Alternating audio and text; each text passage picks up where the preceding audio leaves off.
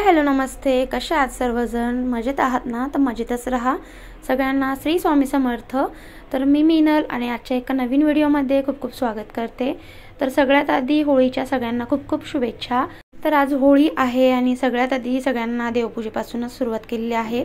तर व्हिडिओ दाखवताना सगळ्यात आधी पूजा दाखवली की खूप प्रसन्न वाटतं. तर आजच्या दिवसाची सुरुवात तर झालेली आहे. तर सकाळपासून नॉनस्टॉप रुटीन चालूच होता आणि सकाळपासून जी कामं होती घरातली म्हणा, शिवांश स्कूलला गेला, ऑफिसला गेले ते, आणि मी घरामध्ये एकटीच असल्यामुळे सगळं घर क्लीन करून घेतलं. आणि माझ्या इथं कसं आहे ना की पाण्याचा खूप जास्त प्रॉब्लेम आहे.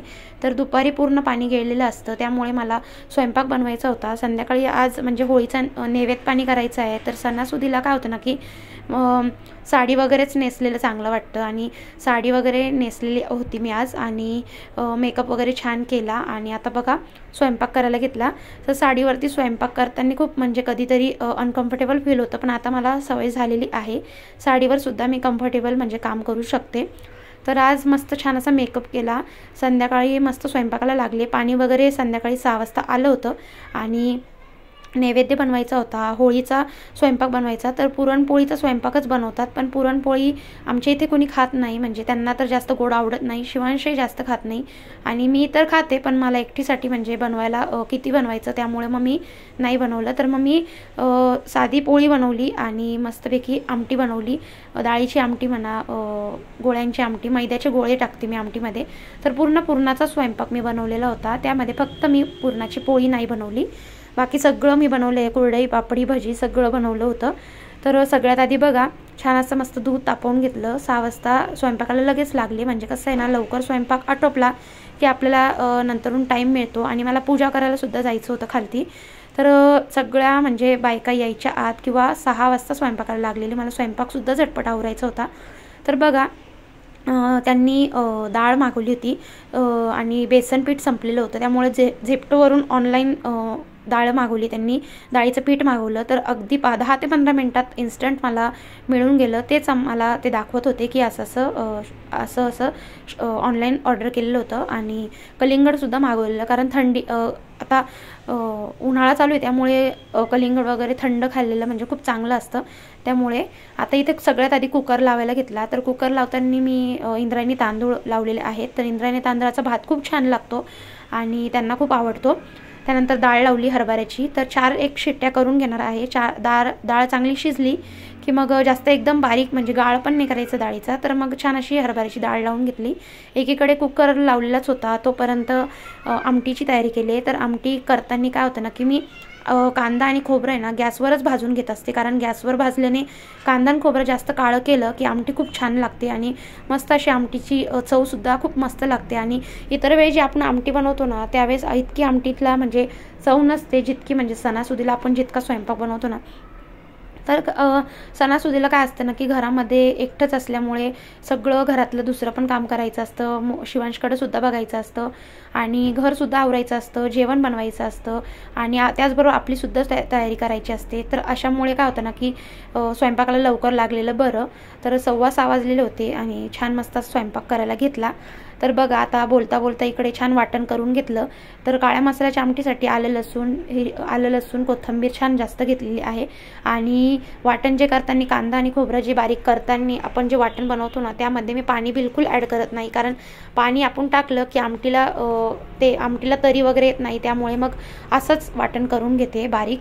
त्यानंतर बघा तेजपान घातलं, तेल थोडं जास्तच टाकते कारण आमटी छान लागते तरीदार. त्यानंतर काळा मसाला घातला. काळा मसाला हा मी गावाकडून आणत असते, वडनेरला यांचं म्हणजे आमचं गाव आहे वडनेरला, तिकडून वडनेरवरूनच काळा मसाला आणत असतो आम्ही. खूप मस्त अशी चव आहे काळ्या मसाल्याची, अगदी काळी आमटी तयार होते आणि काळा जो रस्सा असतो ना अगदी म्हणजे अगदी तसाच तयार होतो आणि वाससुद्धा इतका छान आहे मसाल्याचा, अगदी तिखट आणि तरीदार असा मसाला होता. तर छान मस्त आमटी परतून घेणार आहे तेलामध्ये आणि थोडंसं पाणी घालून असं शिजवून घ्यायचं. शिजवून घेताना काय करताना आपण थोडं जास्त वेळ हलवत राहिलं ना तर तरी येते आणि थोडा वेळ झाकण ठेवलं की अजूनच छान तेल सुटतं आणि तेल सुटलं की समजून घ्यायचं तेल सुटलं की लगेच पाणी ॲड करायचं. पाणी वगैरे ॲड केलं की लगेच बघा आमटीला छान अशी उकळी येऊन देणार आहे. एकीकडे आमटी छान उकळायला ठेवली मीठ वगैरे घातलं चवीनुसार। तर आमटी अशी जास्त वेळ हलवायची पण नाही आहे, कारण काय होतं ना की हलवलं की आपली तरी निघून जाते त्यामुळे। तर त्यानंतर लगेचच पोळ्याचं पीठ मळून घेतलं। पोळ्याचं पीठसुद्धा मळून झालं छान असं।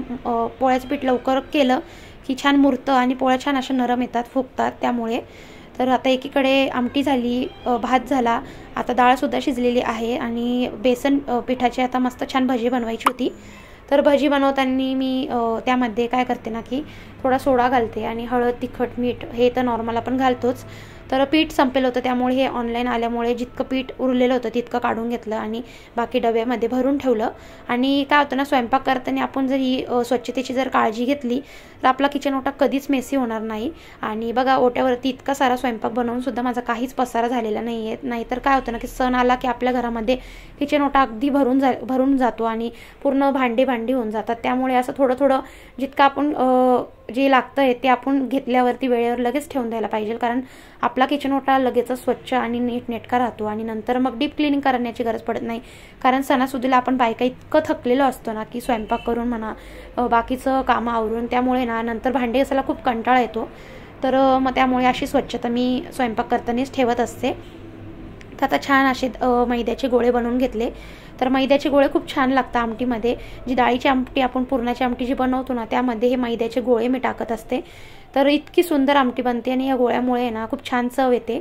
आणि ही त्यांचीच पद्धत आहे माझ्या सासरवाडीकडच्यांची, तर त्यांनीच मला शिकवलेलं आहे ही आमटी बनवायला। तर आता मी खूप म्हणजे त्या गोष्टीमध्ये खूप माहिर झालेली आहे। तर मला आता स्वयंपाक खूप झटपट जमतो आणि लवकरात लवकर सुद्धा मी बनवून घेते।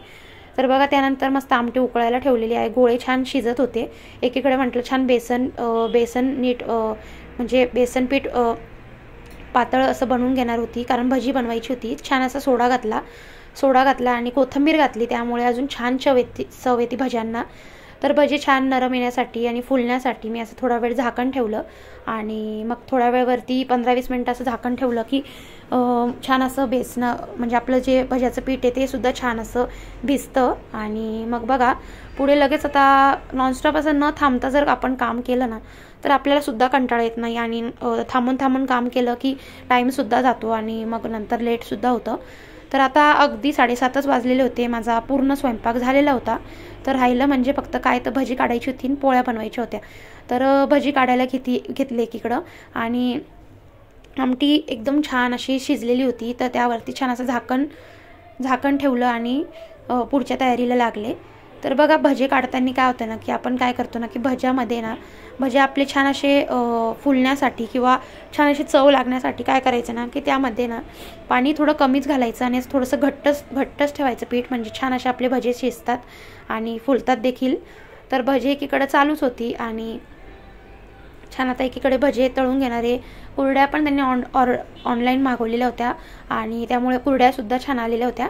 तर सणावाराला कसे कुरडे पापडी असली की खूप छान असा स्वयंपाक वाटतो आणि खूप म्हणजे खायलासुद्धा चव येते। तर आता उन्हाळा लागला आहे, तर आपल्याला म्हणजे खूप गरमसुद्धा होतं आहे। तर अशा वातावरणात काय होतं ना की आता आपले जे सण जे असतात ना तर ते चालू व्हायला लागलेले आहे। तर सणवार आता मस्त होळी झाली की धुलिवंदन, त्यानंतर रंगपंचमी, असे सण खूप छान असं साजरे करतात। आणि आमच्या इथं तर नाशिकला दाजिबा वीर असतात म्हणजे गंगेवरती धुलिवंदनच्या दिवशी सगळे वीर येतात, वेशभूषा करतात, लहान मुलांना शंकर पार्वती म्हणा, गणपती म्हणा असं पोशाख घालून असं सणासुदीला असं मस्त साजरी करतात। आणि मस्त असं छान आता आम्ही धुलिवंदनच्या दिवशी जाणार आहेत बघायला। तर त्यानंतर बघा, छान बोलता एकीकडे छान पोळ्या करून घेतल्या की अगदी म्हणजे काम सगळंच संपून जातं आणि सगळा स्वयंपाक मी करून ठेवलेला होता, म्हणजे खाली नैवेद्य दाखवायला जायचं होतं। तर होळीला नैवेद्य दाखवताना काय होतं ना की खोबऱ्याची वाटी घेऊन जाते, कारण खोबऱ्याची वाटी छान अशी खोबऱ्या किंवा नारळ म्हणा पूजेसाठी न्यायचं असतं। तर एकीकडे छान स्वयंपाक सगळा माझा तयार झालेला होता। आता रिकामा थोडा वेळ होता, खाली होळीतलं म्हणजे होळी अजून केली नव्हती त्यांनी, त्यामुळे म्हटलं की टाईमपास करण्यापेक्षा भांडी घासून घ्यावी। तर भांडी जी निघालेली होती ती भांडी लगेच घासायला घेतली, म्हणजे काय होतं ना की ओटा पण क्लीन राहतो आणि जी भांडी जमा झाली आहे ती नंतर आपल्याला जास्त घासायला लागत नाही। तर अगदी थोडीशीच भांडी नंतर जमा होतात। तर अशा रिकाम्या वेळेचा मी भरपूर फायदा उचलून घेते। आणि बघा, आता एकीकडे छान माझी भांडी घासणं चालू होती.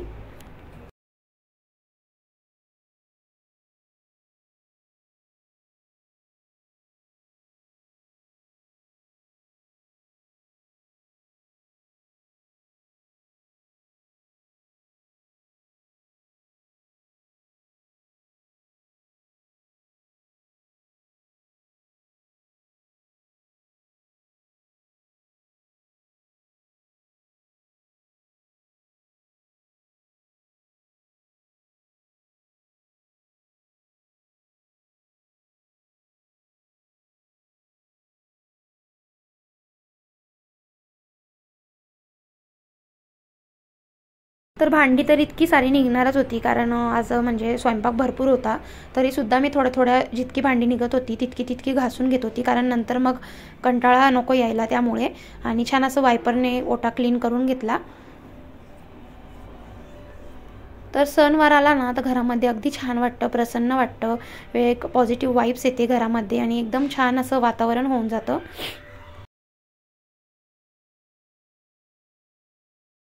तर आता माझा सगळा स्वयंपाक इथे बनवून झालेला होता आणि तुम्हाला मी दाखवते मी काय काय बनवलेलं आहे.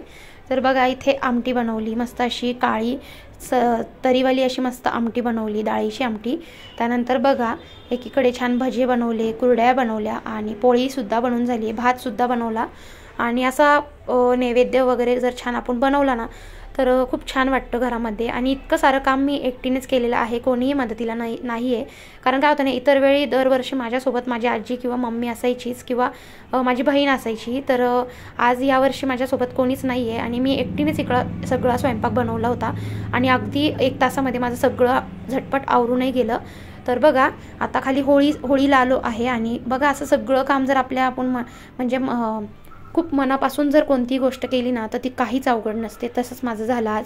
मनापासून मी छान असा मस्त मनाची खूप मस्त छान तयारी केली. दिवस मला खूप छान जाऊन द्यायचा होता, त्यामुळे खूप छान घरामध्ये प्रसन्न वातावरण केलं. स्वयंपाकसुद्धा मनापासून छान केला, अगदी लवकरात लवकर झाला. आणि होळीला नैवेद्य दाखवायला आले, सगळ्या बायका जमा झालेल्या होत्या होळीला आणि छान असे होळीची पूजा करत होतात. तर होळीला छान असं मस्त नैवेद्य दाखवला. नैवेद्य दाखवल्यानंतर हळदी कुंकू वाहून घेतलं आणि मग 5 वेळा होळीला म्हणजे पाणी अर्पण केलं, म्हणजे पाणी सगळीकडनं वाहून घेतलं आणि छान असं मनातली जी काही इच्छा होते ती म्हणजे देवाला प्रार्थना केली की सगळं घरात सुखाचं हो आणि घरामध्ये जितक्या काही अडचणी असेल, जितकं काय म्हणजे घराला काही म्हणजे कोणाची नजर लागलेली असेल किंवा आमच्या घराला काही म्हणजे प्रॉब्लेम असेल तर सगळं आमचं चांगलं होऊ द्या आणि येणारा दिवस आम्हाला खूप चांगला आणि सुख समाधानी जावो यासाठी प्रार्थना केली. आणि मग नंतर घरी आलो. तर घरी आल्यानंतर लगेच स्वयंपाक केलेलाच होता, हॉलमध्ये घेतला. हॉलमध्येच जेवण करतो आम्ही. टी व्ही बघता बघता कसं आहे ना की एकीकडे जेवणसुद्धा जातं. तर जेवण करून झालं आणि मग घेतले भांडे घासायला. तर बघा, भांडीसुद्धा खूप थोडीशी उरलेली होती. तर हे जे कढई वगैरे होती किंवा ताटं होते हे थोडीच भांडी उरलेली होती, तर लगेच म्हटलं क्लीन करून घ्यायची. तर हे जे लगेच म्हणजे अंदाजे 9:30 वाजलेले होते. 9:30 वाजेपर्यंत माझं नैवेद्य म्हणा, जेवण म्हणा, घरातली क्लिनिंग सगळं माझं आटोपलं होतं. आणि आता भांडे घासून घेते, ओटा क्लीन करून घेते. रोजच्याप्रमाणे ओटा क्लीन करायचं विसरतच नाही, कारण कसं आहे ना की आपला जर ओटा क्लीन राहिला ना तरच आपलं म्हणजे काम झाल्यासारखं वाटतं. बायकांना अगदी म्हणजे किचन ओटा अगदी आपल्या जर क्लीन असला ना तर बायकांना यापेक्षा दुसरा काहीच आनंद नसतो की आपलं घर स्वच्छ आहे. किचन स्वच्छ असलं ना तर बायकांना खूप छान प्रसन्न वाटतं, काहीतरी एकदम मोठं काहीतरी काम झाल्यासारखं वाटत असतं. तर बघा, छान माझं किचन ओटा क्लीन करून घेतला, ओटासुद्धा पुसून घेतला. आता जे खाली काही खरगटं वगैरे म्हणा, अन्न काही सांडलेलं होतं ते सुद्धा छान झाडून घेणार आहे. म्हणजे काय होतं ना की पायाखाली येत नाही आणि रात्रभर असं अन्न ठेवलं की मग झुरळं वगैरे येतात, त्यामुळे असं एक रात्रीचं झाडू मारून घेत असते किचनमध्ये. तर कसं वाटलं आजचा व्हिडिओ मला कमेंट करून नक्कीच सांगा. चॅनलला नवीन असतील तर सबस्क्राईब करायला विसरू नका. आता भेटते पुढच्या व्हिडिओमध्ये, तोपर्यंत सगळ्यांना बाय बाय.